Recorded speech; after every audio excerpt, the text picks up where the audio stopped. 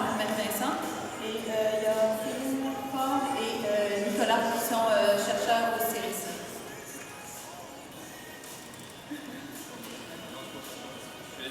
Ingénieur au CIRIS, pardon. Donc, pas de pression, là, monsieur l'ingénieur.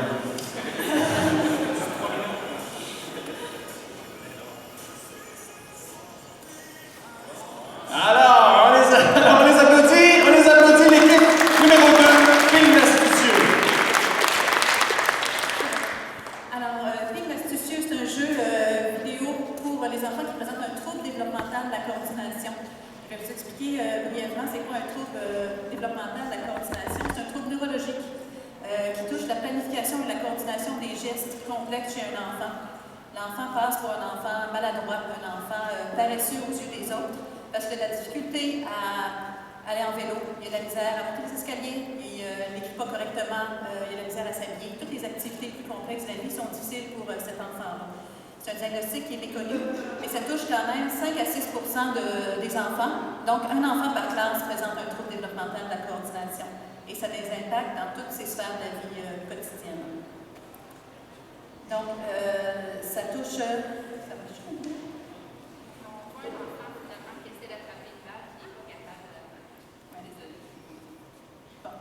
Alors, c'est un enfant qui vit beaucoup d'émotions négatives parce qu'il y a des échecs successifs dans sa vie et il y a une incidence de difficultés de santé mentale rendue à l'adolescence, des problèmes d'anxiété et autres.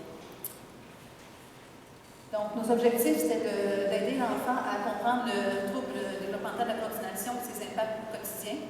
Parce que comme l'environnement autour de lui ne le connaît pas, souvent l'enfant lui-même a de la misère à comprendre exactement ce que c'est son trouble, lui permettre d'exprimer ses émotions, lui permettre d'apprendre quelques astuces pour se débrouiller dans son quotidien et d'être capable, évidemment, d'identifier ses forces, ce qui est difficile pour un enfant qui vit des échecs au quotidien.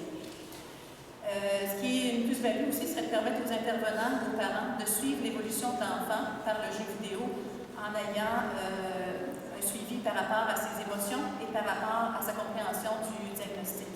Il y a d'autres jeux qui existent pour les enfants qui présentent d'autres types de maladies comme l'asthme ou le psoriasis, mais pour le trouble développemental de la coordination, ce serait une première.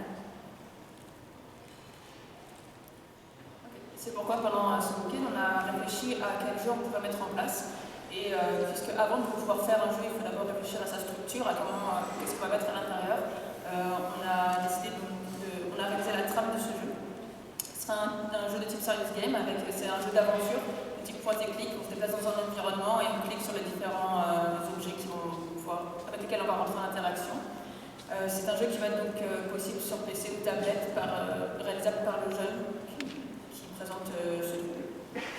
Donc au cours de ce week-end, on a réfléchi sur le scénario, les personnages, l'univers dans lequel l'enfant va évoluer, l'architecture du jeu en général et donc les différentes règles du jeu.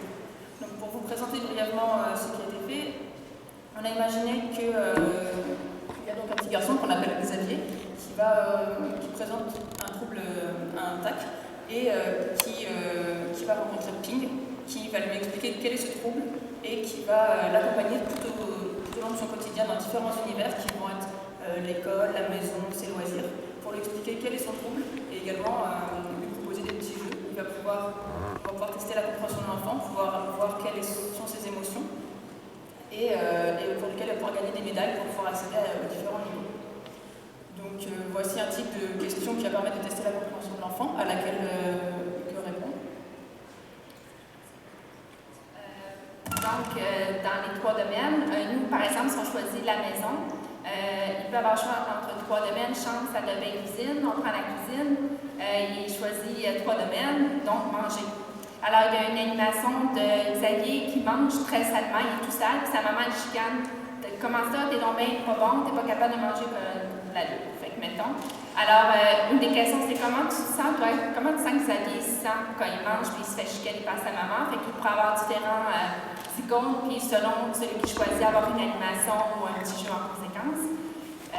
Puis aussi avoir des stratégies. Nous, on utilise, selon les dernières données probantes auprès de cette clientèle-là, c'est le but, plan, fait, vérifie. Donc, sensibiliser l'enfant à utiliser ces stratégies-là. Alors, donc, ton but, c'est de manger proprement. C'est quoi ton plan?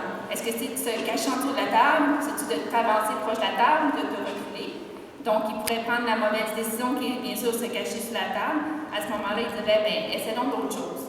Alors, ou sinon, bravo, tu as gagné, alors tu as une médaille. Donc, comme on a dit, on a fait le scénario du jeu. Maintenant, les prochaines étapes, c'est vraiment de le produire, le jeu. On aurait besoin de concepteurs de jeux vidéo pour nous aider pour les petits jeux, de graphistes, de programmeurs, et puis juste dire que le personnage de Xavier a besoin de super-héros comme vous, pour pouvoir apprendre à vivre avec son TDC. Et puis nous, dans notre pratique, on connaît plein de petits Xavier qui ça pourrait vraiment les aider. Bing l'astucieux, mesdames et messieurs, les applaudissements bien fort! Bravo! Messieurs, madame, messieurs. Est-ce que vous avez comme idée de continuer à le développer à l'intérieur de vos institutions? C'est quoi vos prochaines étapes que vous voulez faire? Je vais vous montrer ce que vous voulez faire, mais voulez-vous vraiment continuer? Donc demain, qu'est-ce qui se passerait concrètement après que vous sortiez du hackathon? Bien, on a besoin de budget, finalement, pour honnêtement, mais c'est vraiment ça, c'est pour ça qu'on a précisé notre projet. En fait, c'est parce qu'on avait développé une pratique de pointe en lien avec cette clientèle-là. Et puis, on avait développé beaucoup d'outils, un vidéo, un jeu de société, beaucoup d'accompagnement pour aider l'enfant avec son parent, mais c'est tout papier. Et là, on veut aider l'enfant dans la vie d'un média.